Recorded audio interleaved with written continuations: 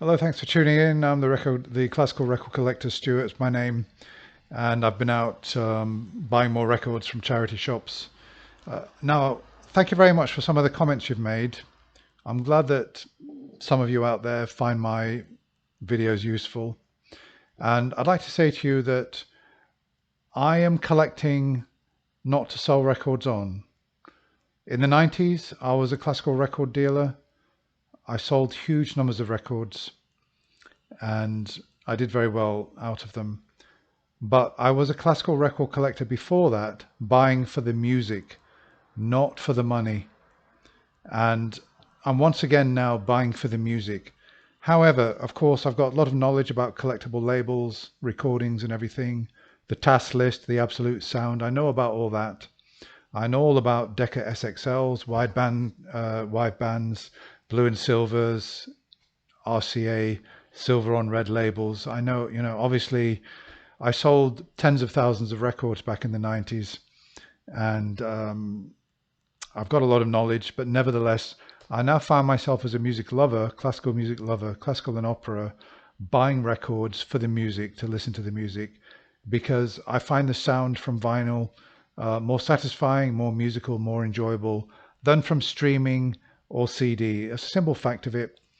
And so I've been out, I predominantly buy from charity shops. The reason for that is that I don't really ideally want to pay more than £1 for any record. Pound, £2 if it's, better, or if it's something that I really want. And I don't go to record shops because I don't want to pay £5 and £10 for records. I don't want to pay that amount of money. And if you go to record shops, that's what you'll pay. You'll pay 5, 10, 15, £20 for records. So I stick to charity shops, car boot sales. I go on eBay and I try what I can to try and buy records in at about £1 or £2 a piece. And fortunately, because there are lots of people out there who are hunting around for SXLs and they're trying to make money, they're looking for the collectibles, they're looking for the Marzi and the Ida Handels, they're looking for the Furtwänglers, they're looking for all the violinists and the cellists and the records that fetch big money. They're raking around the charity shops and they're overlooking and passing by the records which I now find interesting, because I'm building up a collection for my listening pleasure. And I don't care if they're going around and buying all the valuable records where they can find them, because they're leaving behind all the records I want. So let me just tell you what I've bought recently from a charity shop. Now, I have to admit straight away that buying from charity shops can be very frustrating. You can go out on a day and come back with absolutely nothing. It's very frustrating.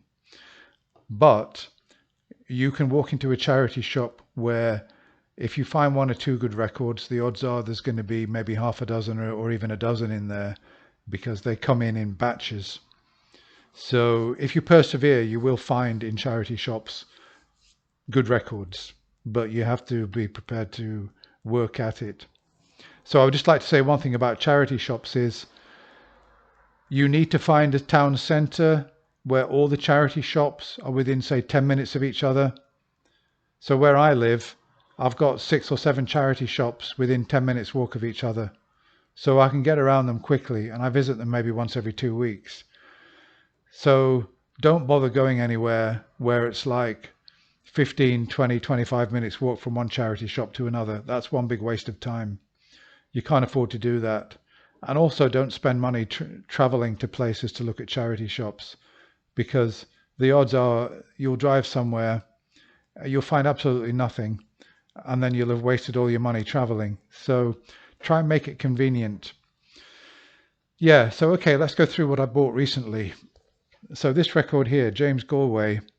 Now, Galway made so many popular records in the 70s. I suppose he was the premier popular flute player, flautist in the 70s. He recorded Mozart and Annie's Song and lots of other popular records. So when I see them, I never buy them. I don't know. If I'm going to listen to Mozart flute concertos, I won't listen to James Galway. I'll listen to Jean-Pierre Rampal. There are other flautists that I prefer for Mozart other than James Galway. But this one interested me. Nielsen. Now, in all the years that I was collecting classical records, maybe I just simply passed this one by because this wouldn't have been a valuable record in those days, and it's not a valuable record today. But I don't think I've seen that before. Have any of you guys seen that before? James Galway playing Nielsen Flute Concerto, and there's also a Wind Quintet. I haven't listened to it yet. It's on RCA Red Seal. It's a digital LP. It looks like it's in superb condition, so that's a good one. That is one Galway that I was happy to buy. So here we are. Here's a reissue of a famous Mozart horn concertos. There was an SXL wideband of this, which was a fantastic sounding record. This is Ace of Diamonds, which is a really good reissue label. And the Ace of Diamonds, as some of you probably know, it looks like this as a record. So that's the label. Now the early label had an FF, full frequency stereophonic recording, FFRR, full frequency range recording symbol on it. This hasn't got that because a lot of the later Ace of Diamonds didn't have that symbol on, and this is one of the later ones, so this would be the early Ace of Diamonds. Not that it really matters, because for Ace of Diamonds they're not really worth anything anyway. They used to sell for sort of 10 or 20 pounds, certain ones like the Mendelssohn Midsummer Night's Dream with Marg, or Mozart Symphony No. 38 with Marg again. The FFRR label could fetch 20 pounds, but I don't know what it would fetch now. But I'm really pleased to get that because that's going to sound great, the Mozart horn concertos. Here we are, Beethoven's Violin Concerto with Christian Ferras playing with Herbert von Karajan. It's not an early pressing, I think, or is it? Let's have a look. No, it's not a tulip. So there's the label, which is a 70s label. I'm not sure if there's a tulip of this one. There's it's a 139. The 138s mainly have tulip labels with the tulips around the perimeter. So this one doesn't have that. It looks like it's in really good condition. I like Ferras as a violinist. And okay, it's Deutsche Grammophon. The sound quality will be okay. It won't be as good as a Decca or an EMI or even a Philips, frankly. But with Karajan conducting and Ferras, that's a good one to have in my collection. I think Beethoven's Violin Concerto is the greatest violin concerto ever composed. I know I'm a big Mozart fan, but Beethoven's Violin Concerto is absolutely mind-blowingly phenomenal. It really is. Every time I listen to it, it's an unbelievable piece of work. So so this one here, I went into a charity shop and all the records were, I thought, overpriced, like £2, £3, £4, and I just didn't really want to buy anything. But I tried to bargain with them and they wouldn't bargain with me. And I found this one. It's a gatefold 2-record set. They mispriced it at £2. They probably didn't realize there were 2 records in it. So so there are 2 records. It's a German label. What's it called? What's this label? Let me just have a look. It's, that's strange. Let's get the record out and see what it says on the record. Sorry about this. The record, okay, Delta is the label. You can see it there. Look, Delta. Made in Germany. And it is stereo, of course. It's a digital recording, direct metal mastering. It should sound really good. I haven't had a listen to it. So I don't rule out digital sound. I find it on LPs, actually, they sound quite nice, better than the CDs, better than streaming. So that's a gatefold. I was really pleased to get that. And it's also got, you can see all the other recordings it shows inside the gatefold. And it's Kegel conducting the Dresden Philharmonic, so that should be good. I tend to hold to the rule that Germans conduct their own music best. The English conduct Elgar the best, and they conduct Holst the best. Russians conduct their own music the best. I've generally found that to be a rule that holds quite well. Here we are, quite a famous record this. It's Otto Klemperer and Christa Ludwig, Brahms Alto Rhapsody, Mahler 5 songs.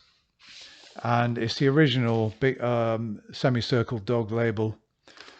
I don't think that record's worth much just because it's vocal, and I think in the old days when I sold this record I used to sell it for about £10. So, but I bought it because I like Ludwig, Christa Ludwig and Klemperer, and I think the Brahms Alto Rhapsody I don't know too well, so I'm looking forward to listening to that.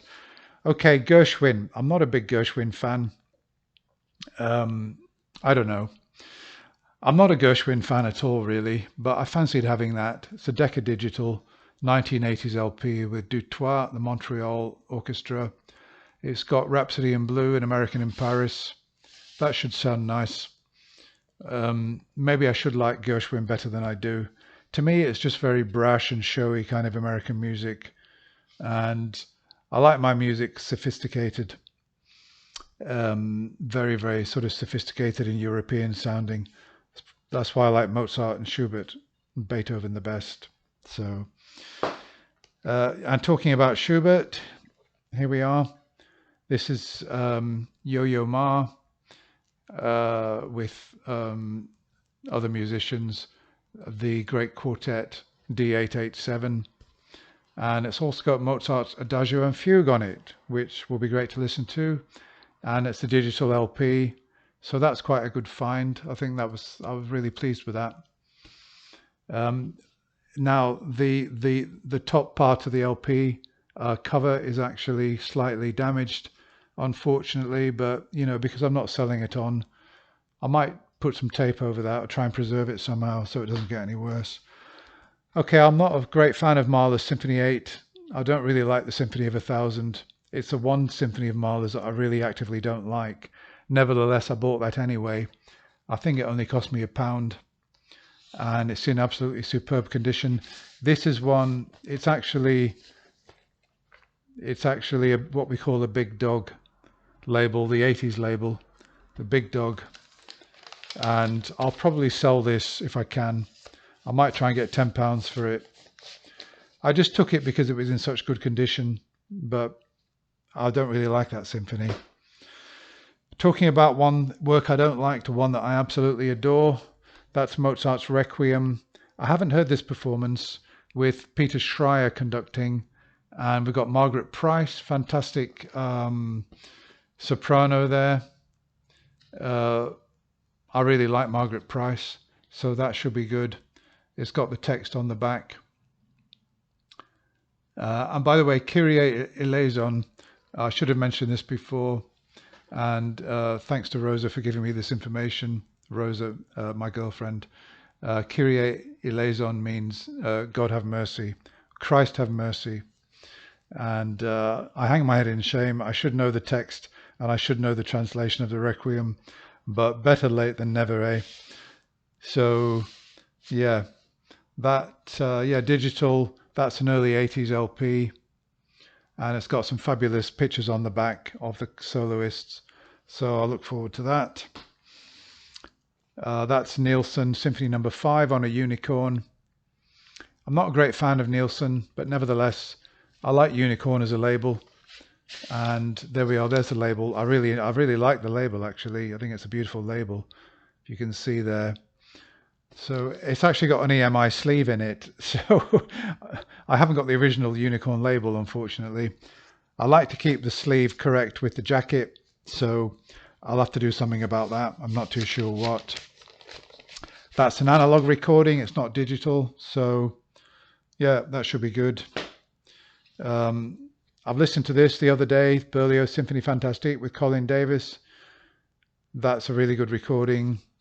I think my favorite performance is on Decca. I think Zubin Mehta conducting is my favorite performance. I listened to this. I thought it was a very good performance. Not the best, but a good one. And I think it's digital. Let's have a look. Yeah, it is digital. Recorded, well, actually in 1991. So that's a 90s LP. Yeah, that was a good buy. And I've got a couple here. The Nutcracker Suite. I've listened to this already. It is really good. It's the Symphonia of London, conducted by John Hollingsworth. Now, this record It's World Record Club, and it's actually an Australian World Record Club. I've never seen Australian World Record Clubs, and I bought quite a few from this charity shop. I'm not going to show you all of them tonight, but there's the label, and it's really a good pressing. It's quiet surface. The sound is vibrant. The sound is dynamic and lively, but at the same time, it's got a nice sort of warmth to it that you would expect from vinyl. And I'm not sure if this is a reissue or what, but that's an Australian record, and it's really good. It's I got some more. I like the jacket as well on this. It's quite a sort of modern type of jacket, quite sort of artistic there on the Nutcracker, and yeah, that's quite a good one. I'm not too sure when it was recorded, but I've listened to it already and it sounds good. Oh, wait a minute.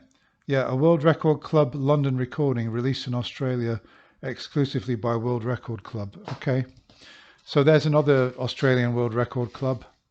It's Vaughan Williams, A Pastoral Symphony and In the Fen Country.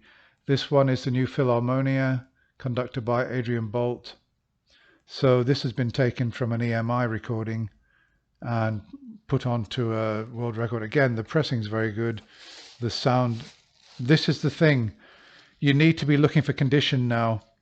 I'm advising you on buying for listening, not for just collecting. You actually want to listen to these, and this is why I'm going for a lot of 80s LPs. I'm going for condition. You don't want to be listening to records in poor conditioning. Time is precious, and I'm going for the best possible condition. And I don't always find it, because I get the record home and I find that it skips, and then I've got to try and repair it. But generally speaking, I like these Australian World Record Club records because they're in such superb condition. They're 80s records, and the music sounds absolutely fabulous on my system. So that's about it. This has gone on long enough. I've got so much more to say about records, but I can't say that in this video, so I'll save it for another time. If you have any questions or anything, feel free to leave them below, and I'll be happy to correspond with you below this video. Thanks for watching. Bye for now.